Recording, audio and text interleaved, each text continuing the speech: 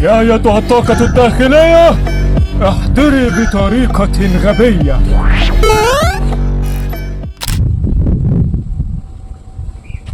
مرة بيبقى أي حاجة. ربنا يرضيكم. ايه يا صاحبي، خد اقول لك إيه يا كبير؟ ايه ده يا معلم؟ أهم حاجة كده لله بس. يابا انا مش ربنا بشحت يرضيكم. يابا، انا بعمل يوجا رياضه. في ايه؟ يوجا؟ امسك يا عم.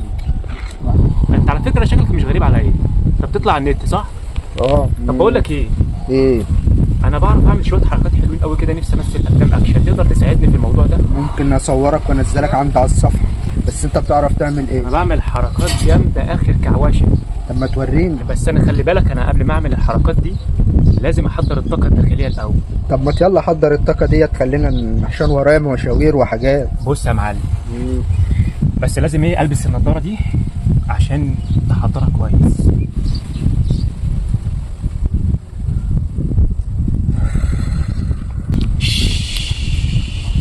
ده ملبوس ده ولا؟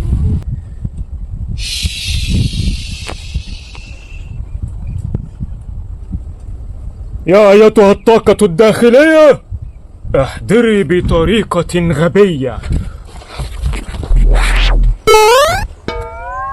ايه رأيك يا معلم في الحركة دي؟ لا باين عليك عندك فكرة وحركات كتير، أنت لازم تفيد الشباب. لا ده انا عندي حركات حلوة قوي، حتى امسك دي كده، امسكها لي كده وارفع ايدك لفوق.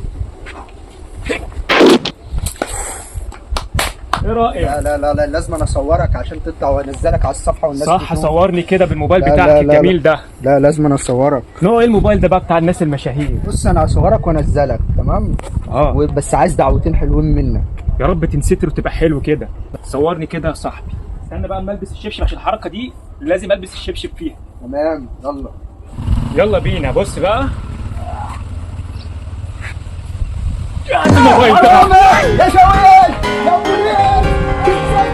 ده حرامي ده ولا نينجا؟ حرامي ده ولا نينجا؟ حسبي الله ونعم الوكيل.